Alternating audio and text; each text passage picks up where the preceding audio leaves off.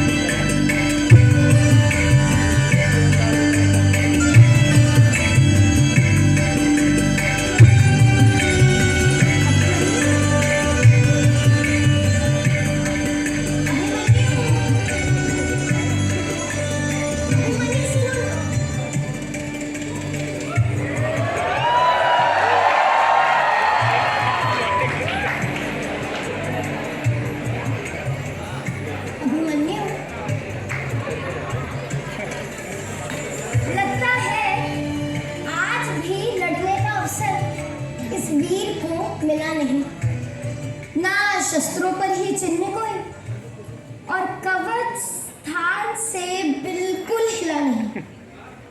अभिमन्यु आज भी हाथी घोड़ों की रखवाली करके ही लौटा है क्या, या शिविरों में भोजन पानी का प्रबंध ही केवल कर पाए क्या? लगता है अनुरोध मुझे को करना होगा स्वयं राजन से कि रण में थोड़ा कार्य करा ले मेरे बाकुले बालों से। उत्तरा, हाँ, मैं विचलित ना हूँ, तुम कर लो ये उपहास में। देखो युद्ध का अवसर भी मिला नहीं, पर रुका नहीं अभ्यास में। उपहास नहीं करती प्रियतम मैं। अच्छा, मैं तो यूं ही हंसती हूँ। सच पूछो तो रण में कभी न जाओ ऐसी विनती करती हूँ। पर रण में तो जाना है मुझको, बस अवसर हूँ ढूंढ रहा। तान के प्रत्युंचा आदेश की आशा में मैं घूम रहा, बस मार्ग दिखा दे कोई मुझे, फिर तुम देखना बनकर मेघ फटूंगा मैं। अरे प्राण न्यौछावर करने से भी पीछे नहीं हटूंगा मैं। अभिमन्यु, प्रिय, प्राण तुम्हारे नहीं तुम्हारे, प्राण उत्तरा के ये हैं और गर्भ में मेरे इन प्राणों के अंश भी पलते हैं। देखो रण में जो भी करो मगर लौट उत्तरा तक आना। प्रिय वियोग का रोग प्रेयसी को अपने मतलब मानो। अभिमन्यु, देख के भीषणता इस युद्ध की सच में मैं डर जाती हूँ। अनहोनी के अंदेशों में अनायास में गिर जाती हूँ। कभी कभी सांझ का दिया भूलूं तो कभी आरती सुबह की, और कभी सिंदूर मिले ना मुझको, बात करूं मैं बेटी बेटी। पता नहीं रण में जाने को व्याकुल तुम इतने क्यों हो। इतने वीर है पांडव दल में, और तुम इतने क्यों हो? तुम्हें मनने हो बिना तुम्हारे जी ना पाऊंगी, तुम्हें एहसास नहीं जो हुआ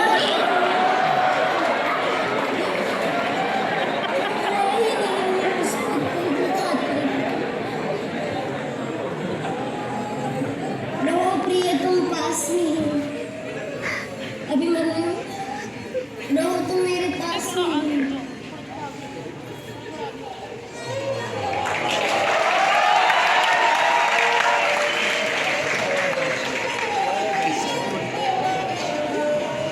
उत्तरा, तुम्हें पता है धर्म युद्ध कहते हैं मेरे गुरु कृष्ण महाभारत को।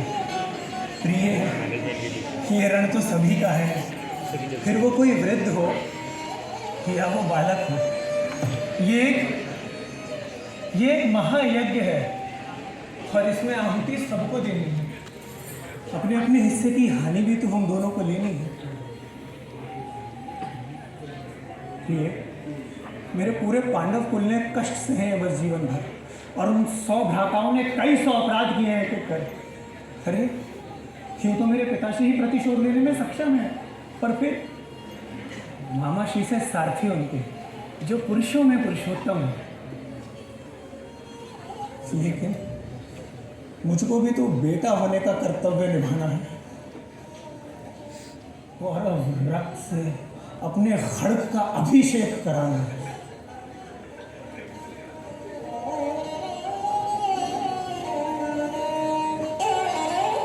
जो जी चाहे करो नाथ तुम, ध्यान मगर अपना रखना, कोई तुम्हारी राह कटेगा मन में बात याद रखना। सब कुछ सह लेता है मने मगर प्रतीक्षा ना सह पाए। शत्रु के हिस्से में भी ना प्रतीक्षा का दुख आए।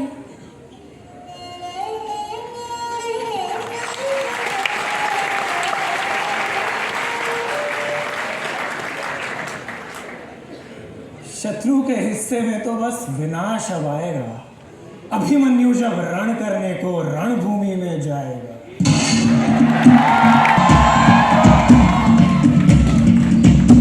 गुरुदेव, ये अर्जुन कैसे लौट आया? इसने तो एक एक करके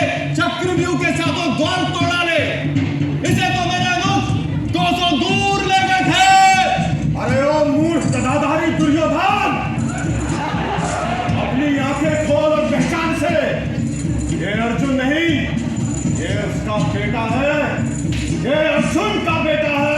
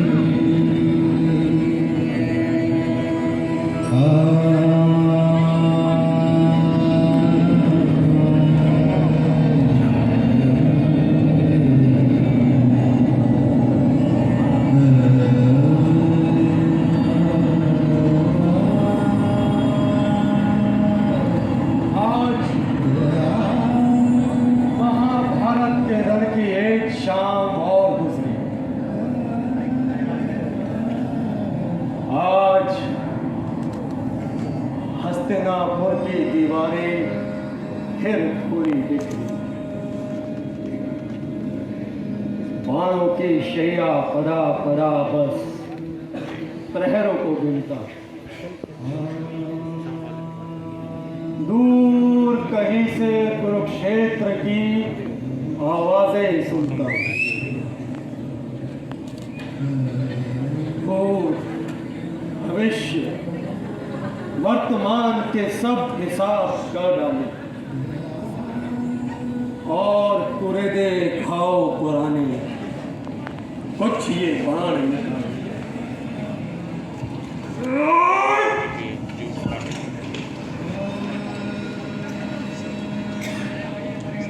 अर्जुन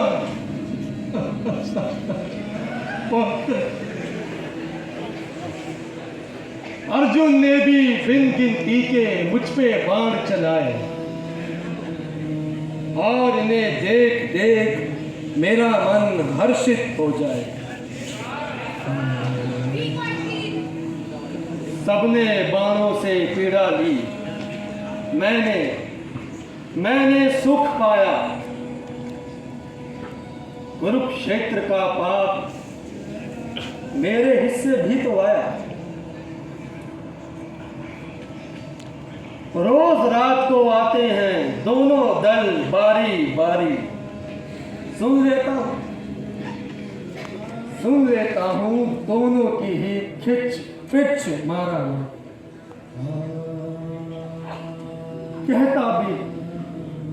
कहता भी हूं अब मुझ में ना जोश बचा ना शक्ति। सोने क्यों ना देते मुझको, मिल जाने दे मुक्ति। पर मैं भी कहां मुक्ति के रास्ते पर चलता आया। इच्छा मृत्यु है मेरे पास, पर बस जीता ही आया। जितने बाण चलाए जीवन भर सब लौट कर आए। न भूप आई न नभ पाया बाणों के आसन का। फिर भी इच्छा मृत्यु को निज हाथ रखे बैठा। रोज किसी नए समाचार की बात पता करता।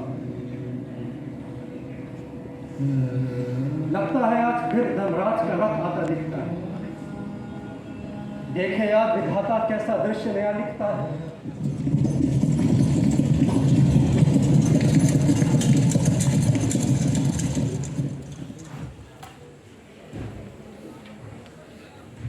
आओ धर्म के संरक्षक तुम, आओ प्रिय युधिष्ठिर।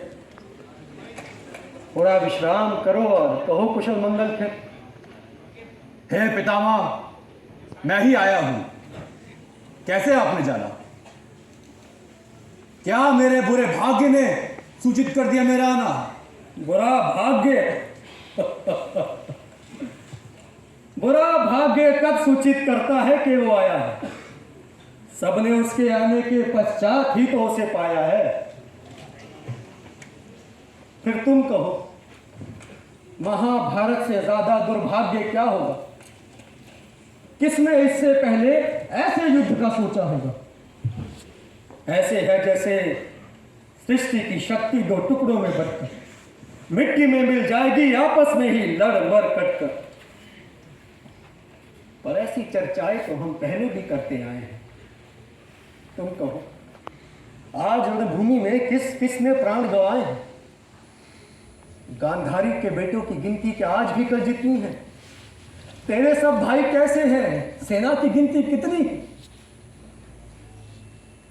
क्या कहूं पितामह, आज बहुत भारी अनहोनी हुई। जो हो संभव तो आज से हमको वीर कहे ना कोई। कितने ही रण कर डाले हमने, ना लेखा ना जोखा। पर आज विधि ने कर ही डाला पांडव दल संग धोखा। धोखा? हाँ पितामह, धोखा। कैसा धोखा? वहां दुर्योधन के योद्धाओं ने अर्जुन को रण में खींचा, फिर पीठ दिखाकर भागे। अर्जुन ने कर डाला पीछा। वहां लाग रहा था अर्जुन मेरा मरुथल नदियां नाला। यहां द्रोण गुरु ने कुरुक्षेत्र में चक्रव्यूह रच डाला। चक्रव्यूह? हाँ पितामह, चक्रव्यूह। पर चक्रव्यूह का व्यू तो तुम सबके लिए नया था। हाँ, सिर्फ अर्जुन ही ज्ञाता था इसका। और वो तो कोसों दूर गया था। अब पितामह फिर क्या हुआ धर्मराज? फिर संवादों के दौर चले, पर कोई ना आ गया, ना भीम न कुल, ना मेरे ही उसमें थी ऐसी माया। अब कौन संभाले इस रण को? ये कैसा संकट आया? क्या धर्मराज, क्या दृष्ट दो, सबने तो शीश झुकाया। न जाने धरती के किस कोने पर अर्जुन लड़ता है। देख लो पितामह, कैसी स्थितियों से कैसा पाला पड़ता है प्रश्न यहां, पर उत्तर तो कई कोसों दूर कहीं है। आज तो युद्ध को हार गए हम, कोई मार नहीं है पितामह, कोई मार नहीं है। फिर क्या हुआ धर्मराज? फिर पीछे से जयकार उठी, धर्मराज की जय हो। मेरे रहते इस चक्रव्यूह का किसी को ना कोई भय हो। जो पहचाने इस सभा में मुझको उनसे भी कहता हूं, और जो ना पहचाने वो भी सुन ले, अर्जुन का बेटा हूं।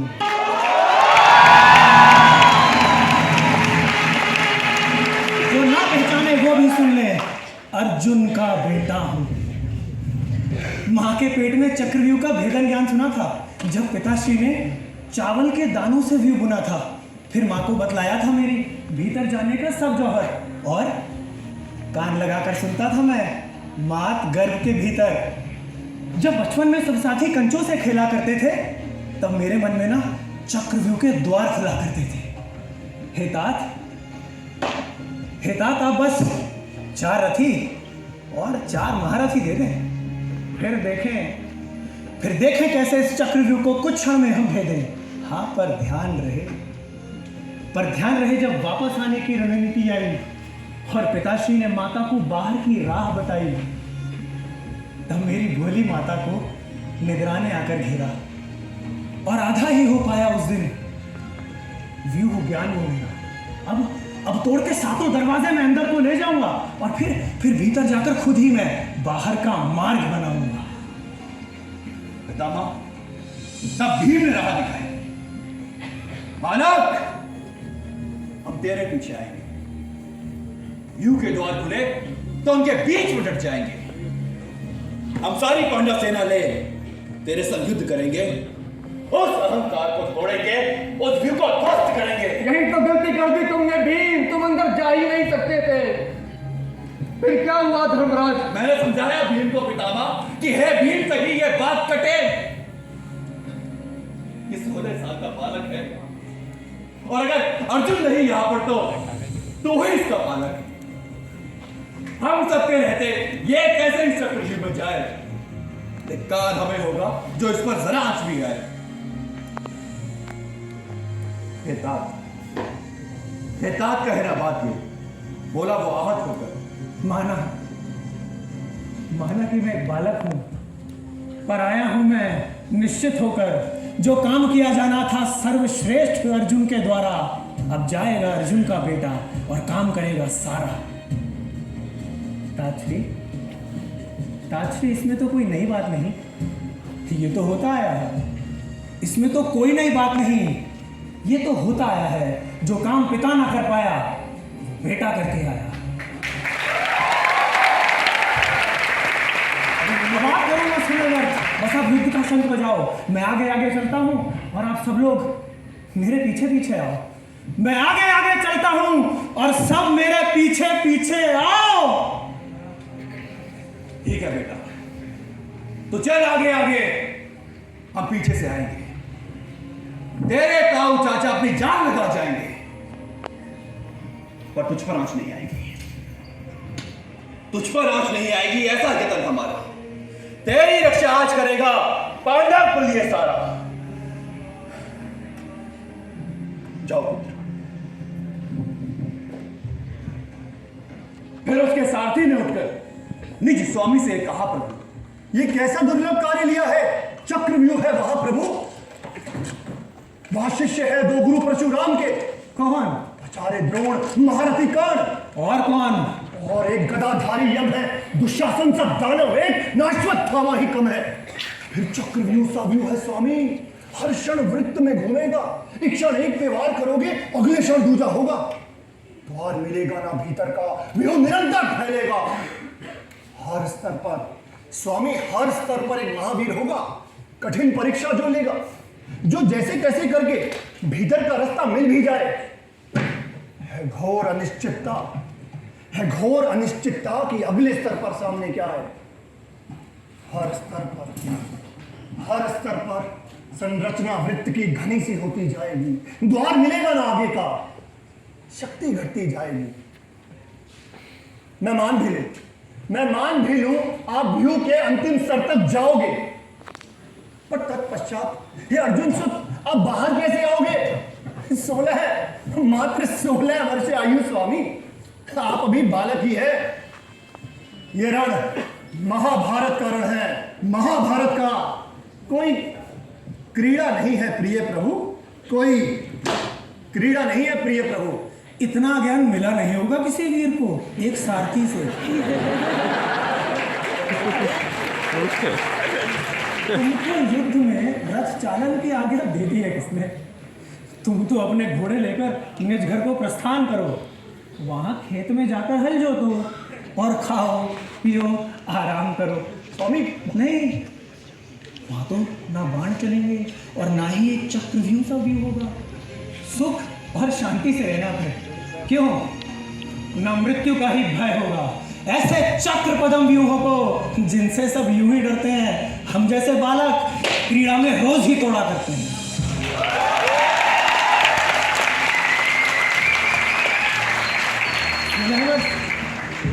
16 वर्ष की आयु को कमना को रक्षा लगे। राम प्रभु भी बस 16 के ही थे जब किया था ताड़िका का वध। 16 वर्ष की आयु को कमना को रक्षा लग मामा कृष्ण ने 16 वर्ष में किया था मामा कंस का वध। सारथी वर्ष 16वें में आकर ही तो जन्म वीर लेता है। अरे छूटती है ये बालकपन की क्रीड़ा और युद्ध प्रलोभन देता है। पर जो मेरे इस रथ का चालक बनना है तुमको मानव, तो पहले ये व्यू का भय त्यागो और फिर मेरी रणनीति को समझो। वो देखो साहब, मैं बाण नहीं छोड़ूंगा उस पर जो मेरे आगे होगा। मेरे लक्ष्य पे इसके दाएं और बाएं का योद्धा होगा। फिर एक ही वार से रिक्त करूंगा स्थान में दाएं बाएं का। फिर वृत्त जो घूमेगा तो मेरे आगे द्वार खुला होगा। यह क्रम यूं ही चलेगा, यह क्रम यूं ही चलेगा जब तक वो रिक्त स्थान ना बढ़ जाए। सारथी बस इतना स्थान ही तो बनाना है कि अपना रथ भीतर जाए। फिर मेरे एक संकेत पे तुम निजाश्व हवा से कर देना। इससे पहले वृत्त को घूमे व्यू प्रवेश तुम कर लेना। इसी नीति से हम द्वारों को व्यू के तोड़ेंगे साथी, और पीछे पीछे ताजश्री ले आएंगे रथी महारथी। व्यू के मध्य में जाके फिर सबको बारी बारी ललकारूंगा। इन भुजाओं से पिताश्री का एक एक शत्रु मारूंगा। एक बार जो भीतर हो प्रवेश तो बाहर तो आ ही जाएंगे। मारेंगे, पटकेंगे, कुछ तो उत्पात मचाएंगे। ले धनुष उठाया ये मैंने, चल तू ले लगाम निज हाथ अपने। ले शुरू हो गया चक्रव्यूह का रण। अब इस महाभारत में हर हर महादेव।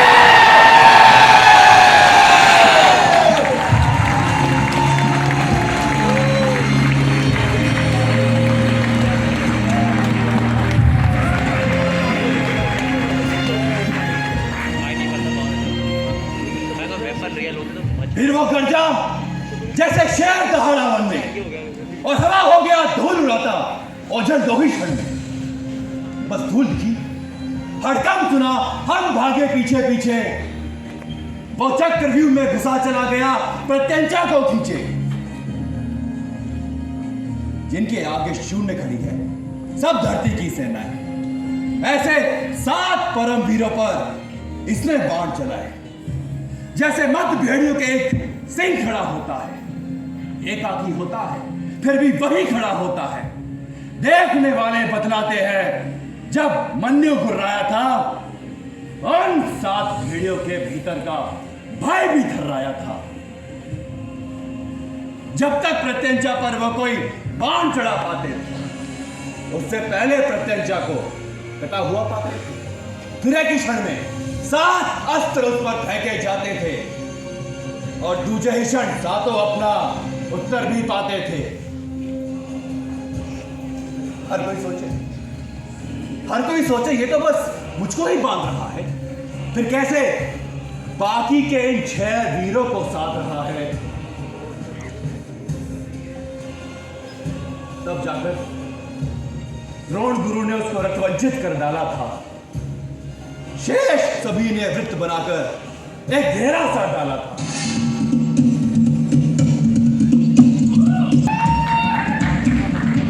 शासन तब धूल झाड़कर, ताल ठोककर, चक्र साध कर उसने ये कहा, कुरु और गुरु श्रेष्ठ, ये युद्ध सिखाया किसने?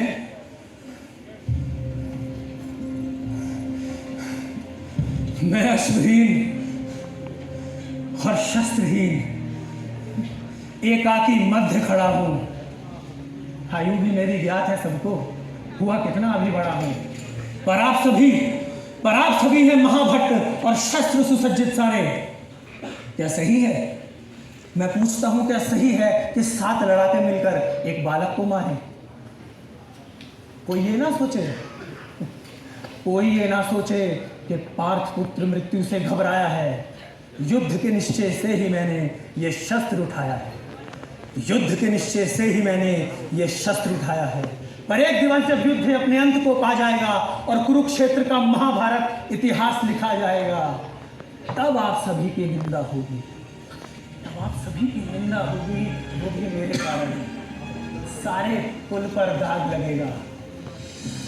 गुरुदेव, करो धर्म का पालन। कोई पिता का गुरु यहाँ पर और कोई पिता का भ्राता। कोई पिता को मित्र कहे, तुम सबसे मेरा नाता। तुम सबने अब तक शौर्य भरा एक जीवन अपनाया है और वीर सभाओं में सारी निश्चित परिचय भी पाया है। फिर क्यों अपने गौरव पे तुम यूं छींक लगानी चाहो? मैं युद्ध को तत्पर हूं, लेकिन बारी आओ। मैं युद्ध को तत्पर हूं, लेकिन बारी आओ। ओ बालक, बातें कम कर और जो वीर धर्म सीखा है तुमने, अब उसका पालन कर। ये रणभूमि है पुत्र, इसमें वाद विवाद नहीं होते। यहाँ अवसर ढूंढे जाते हैं, संवाद नहीं होते। यहाँ एक हाथ में शस्त्र और एक में मौत लिए सब आते, और तू करता है धर्म आयु और संबंधों की बात है। खुद तेरे पिताश्री ने रण का धर्म कौन सा माना, जब ओट शिखंडी की लेकर बांधे थे भीष्म पितामह। ये तेरा बुरा भाग्य है जो तू आज यहाँ पहुंचा। पर कैसा है वो राजा, किसने इतना भी न सोचा? 7 शेर थे खड़े जहां, तुझे भेज दिया एकाकी। उस लाखों की सेना में कोई वीर बचाना बाकी। पर अपिश्रा का सत्य ही है, तू एक और हम 7। तेरा अंत सुनिश्चित कर ही देगा ये अनुपात। दुशासन,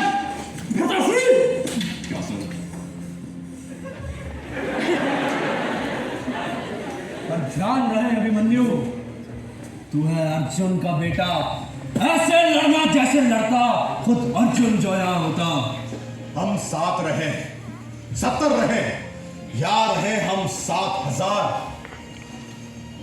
तू होकर भय से मुक्त चलाना हम सब पर ये तलवार।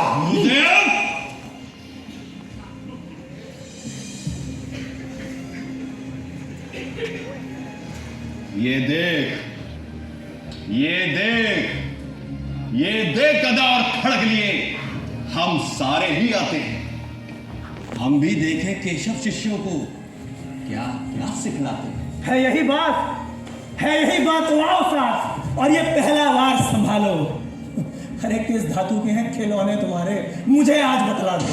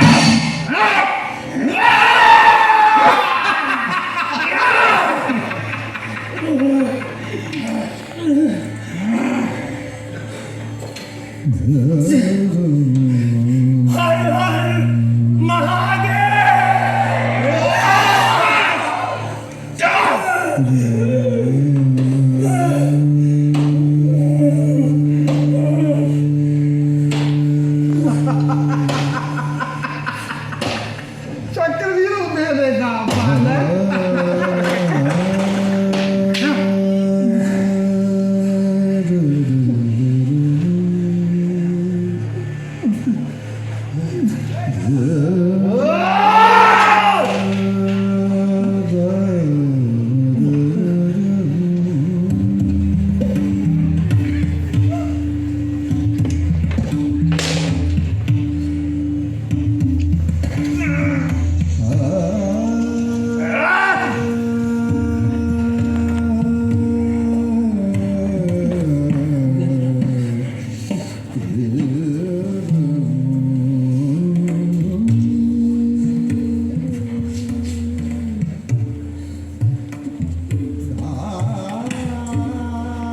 जो टूटा था वो चक्र नहीं, वो एक अकेली आस भी था। ऐसा था मानो चक्र रूप में मैं बालक के पास ही था। काश काश वो उठकर अपने रथ का दूजा पहिया ले आता।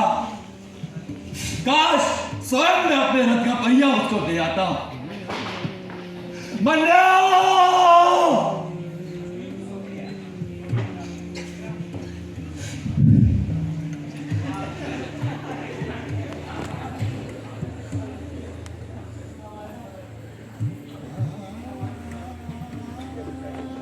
जब होगा वो नियति है, इसको ऐसे ही होना।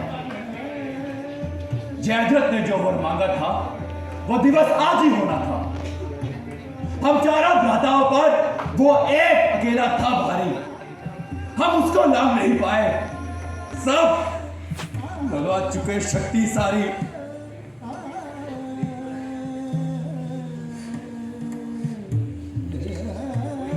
एक क्षण को सोचा भी मैंने, इसके पैरों पर जाऊंगा। बस आज मुझे तो जाने दे जयद्रथ, बस आज मुझे तो जाने दे। कल खुद बंदी बन जाऊंगा।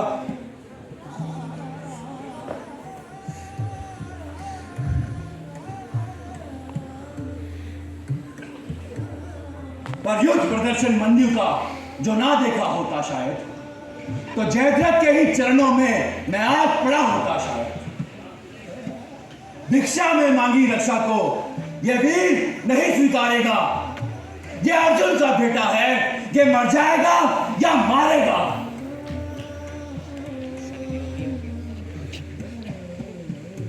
अब मुख बुद्धे हम खड़े हुए उस अंतिम क्षण की बात तके, जब 16 साल का बालक ये इस रणभूमि में प्राण टचे। और मूक बधिर तो ये भी है, मूक बधिर तो ये भी है जिनके हाथों में तलवार है। सबके मन में शंकाएं है, बढ़ के मारे या ना मारे। इसको कमनांकना, इसको कमनांकना तुम, ये उस अर्जुन का बेटा है जिसके बाणों की शैया पर गंगा का बेटा लेटा है।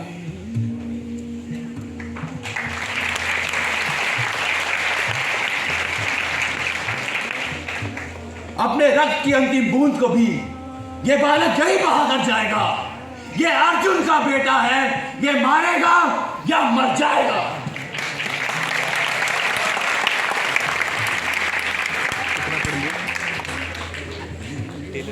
दुशासन तब तक भाग गया कि अब वो अफसर आ पहुंचा। अगले ही क्षण उसका भाला छाती के भीतर जा पहुंचा। भाग दुशासन!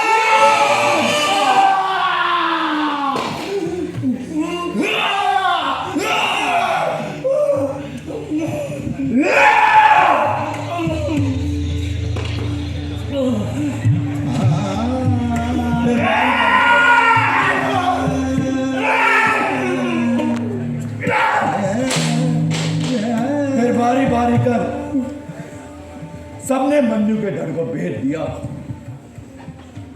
आखिर चूहों ने कुतर कुतर उस हिम पर्वत को छेद दिया।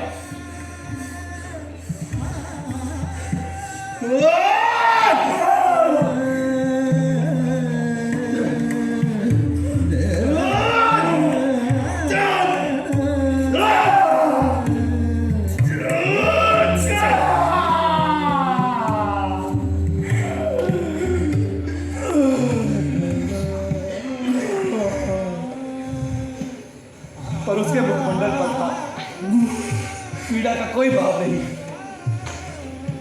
उसके मन को विचलित कर पाता ऐसा कोई भाव नहीं। उसने तो बस हाथ जोड़कर सबको अपना अंतिम नमन किया, फिर पिताश्री को स्मरण किया और अपना अंतिम वचन कहा, हे पिताश्री, हे पिताश्री,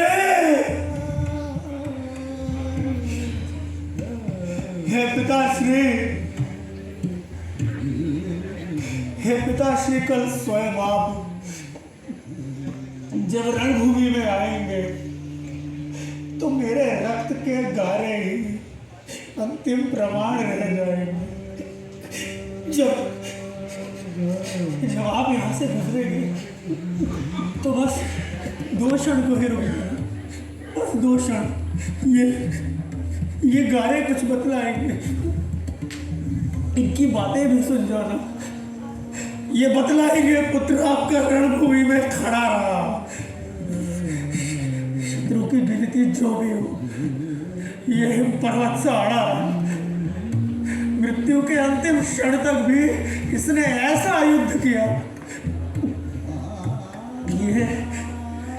ये सर्वश्रेष्ठ अर्जुन का बेटा था, आपका बेटा इस रणभूमि में सिद्ध किया। पिताश्री, कल आपकी सेना की गिनती तो 1 से कम हो जाएगी, पर मेरी अनुपस्थिति ना कोई बड़ी कमी ना लाएगी। मैं तो साधारण सा सैनिक था, जो कर सकता था वही किया। मगर दुख है पिताश्री, आपके सैनिक ने अति महत्वपूर्ण कुछ नहीं किया। दुख है आपके सैनिक ने अति महत्वपूर्ण कुछ नहीं किया।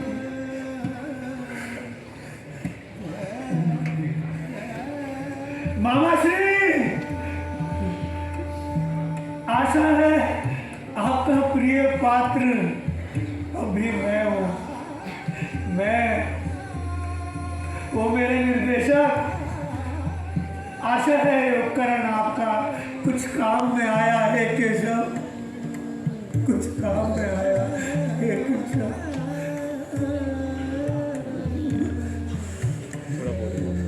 इस धर्मयुद्ध के मंचन में मेरा पात्र बस यही था।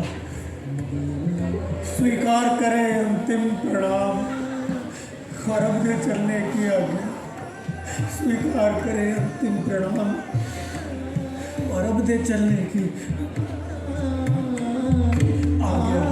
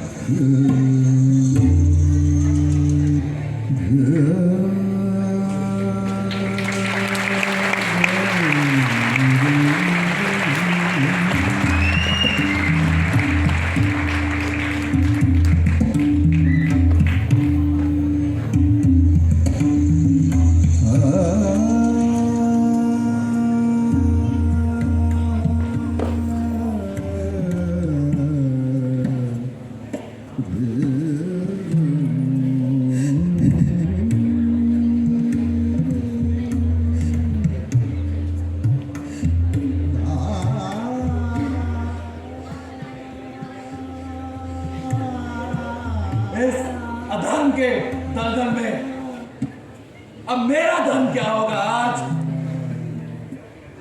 पुत्र देह को हाथ में लेकर पूछ रहा मैं धर्मराज, पूछ रहा मैं राज।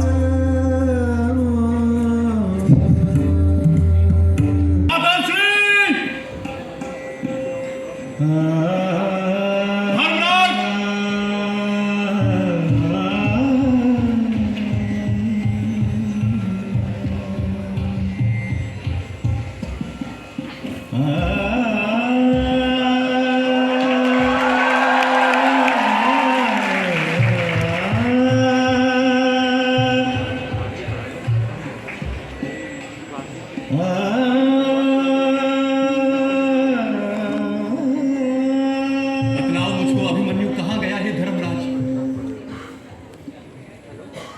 क्यों उसने मेरे कांधे से ये गांडीव नहीं खींचा है आज?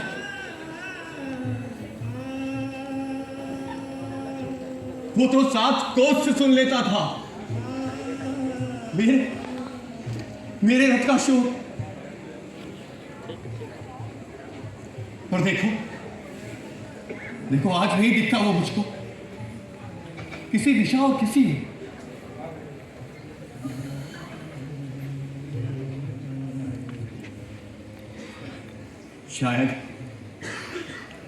शायद रण में उसने कोई भारी विध्वंस मचाया है। शायद वो थका हुआ होगा, या शायद कोई घाव कमाया है। धर्मराज, वो मेरा बेटा है, इन घावों से विचलित ना होगा। शायद अपनी माता से मिलने को वो चला गया होगा।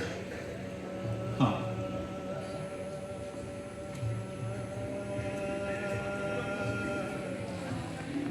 पर ये सारे योद्धा क्यों अपना शीश झुकाए बैठे हैं? क्या महाभारत में हम कोई वीर गवाए बैठे हैं? पर मेरे चारों भ्राता और उनके बेटे, देखो सब यहां खड़े। द्रुपद राज भी, दृष्टिद्युम्न भी, देखो बाकी सब भी वीर खड़े,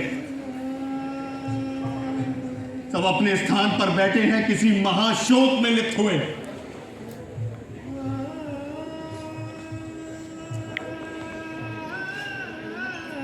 बस मेरे बेटे के 2 आसन पड़े हैं रिक्त हुए। धर्मराज, मैं लौट आया हूं रण से और अपने आसन बैठ गया।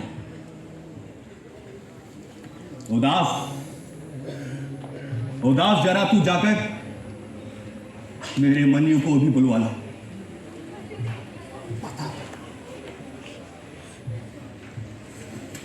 वो दास जरा तू जाकर मेरे मन्यु को भी बुलवा ला। जान, उसका ये खाली आसन दे, उसका ये खाली आसन दे। मुझे कुछ अंदेशा सा है। हे धर्मराज, बदला भी दो। मेरा बेटा कैसा है? क्या भारी चोट लगी है उसको या अंग कोई विक्षिप्त हुआ? जो भी, जैसा भी, उसको बोलो मेरे सामने आए, उसको बोलो मेरे सामने आए।